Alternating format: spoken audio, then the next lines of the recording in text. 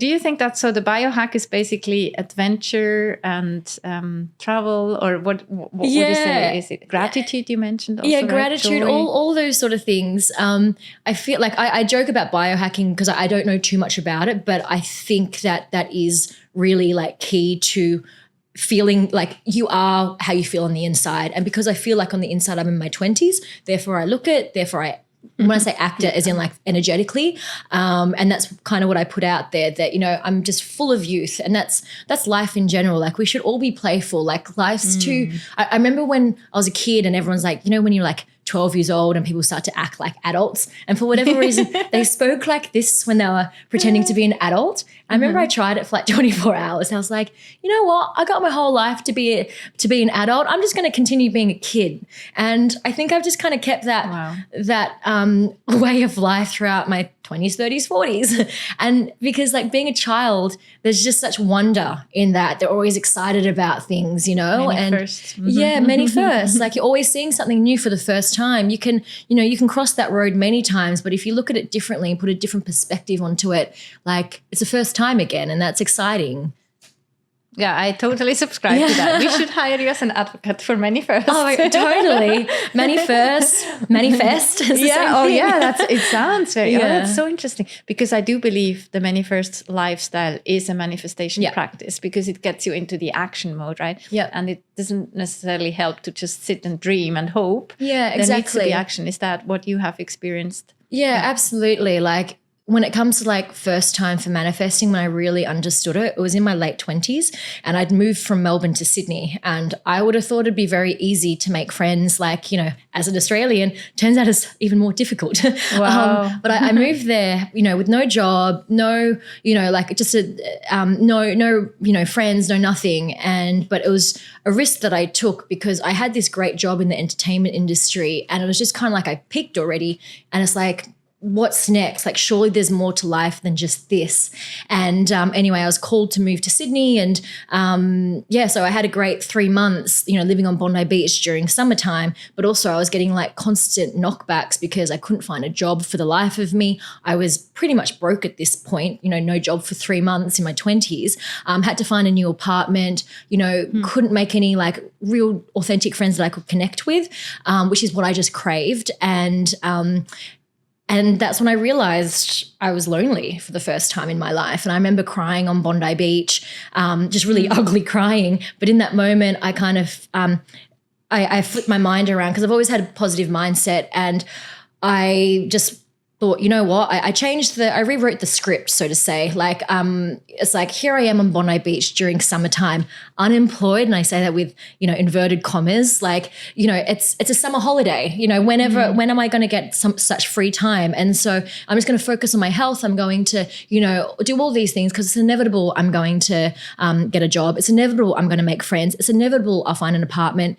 And also, I had health issues that it hit me all at once, that I had abnormal cells, like stage 1 cervical cancer, that I didn't share with anyone. I just dealt with it all. And I thought, I said, it's inevitable that, you know, I'm going to heal this, because it'll get operated on, fine, it's stage 1, nothing.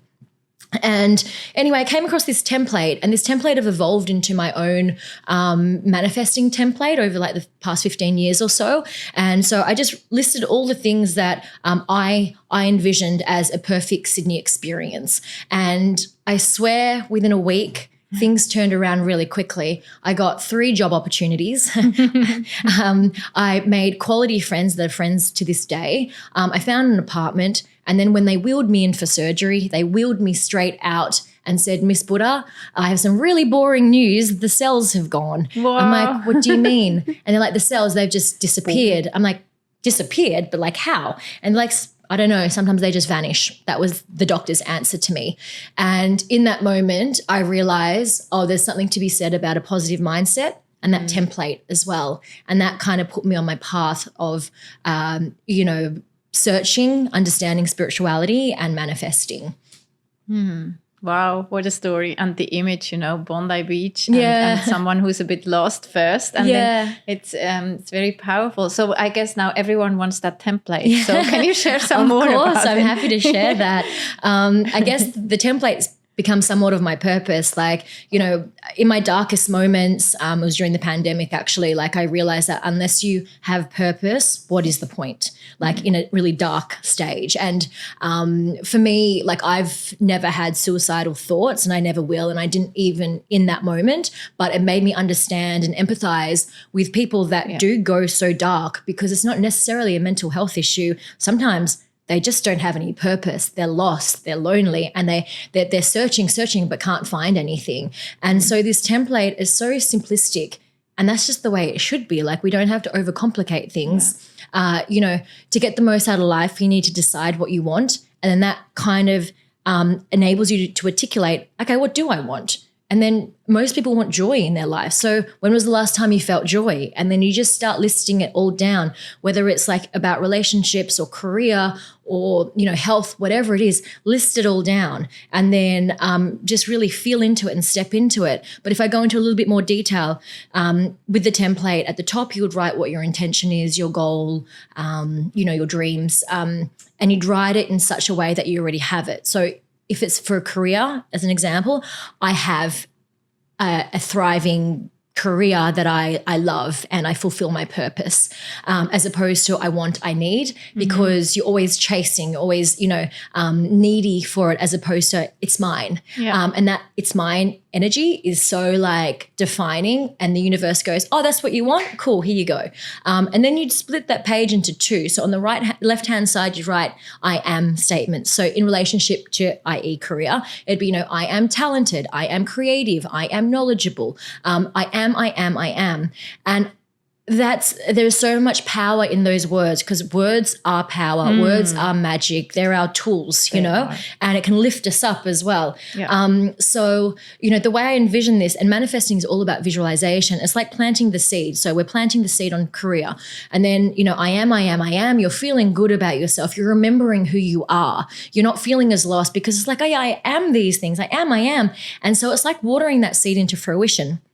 And on the right-hand side, you write from the universe. And this is the fun part. You get to co-create with the universe. And so you write everything down that you envision. So I earn, you know, XYZ. I attract high-vibing community. I attract high-vibing clients, relationships, all these sort of things. And what you do is, if you're struggling with like visualizing it, what does your life look like in 6 to 12 months time when you've got that thriving career? What you've actually just done is like quantum leaped into the future. You're like, it looks like this. You list it all down, you feel into it, and then you bring it into the present moment and you just step into it as though it's already yours, because it is. And then at the end, and this is the important part, you write thank you, because to me, that's like a little handshake with the universe, because it's yours. And thank you is the act of receiving. And so you just step into the shoes of, you know, a person that has that thriving career, that's earning XYZ. What does it look like? What does it feel like? You dress like you own it. And then I swear everything will start to conspire in your favor, because you become a magnet for it. So people will start to like hit you up on LinkedIn, slide into your DMs. You bump into a person that is the person that leads you to where you need to be. But it's crazy. It's crazy good that we just have to be playful with it. Don't treat it as homework or anything. It's just like, all right, universe, what have you got for me? Show me how great life can be. And that's the kind of attitude that you wake up to every morning as well.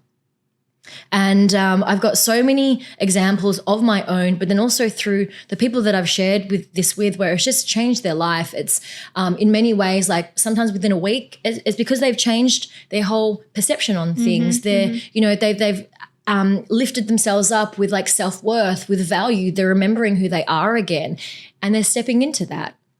And the beauty is that it's all in us, right? It's all in us. Exactly. We're always searching for outside validation, or, you know, if I get this, then I'll feel this way. It's the other way around. You feel from the inside, and then you attract from the outside. Whatever is going on in our outside world is a reflection of how we feel in our inner world as well. So if you've got people ghosting you, like men ghosting you or clients ghosting you or whatever, it's because there's an element of yourself that's abandoning yourself, that's not choosing yourself. Therefore, you're ghosting yourself. And if you don't understand that from your subconscious level, then it's going to reflect you in your outer world, because everyone is a reflection of how we feel on the inside.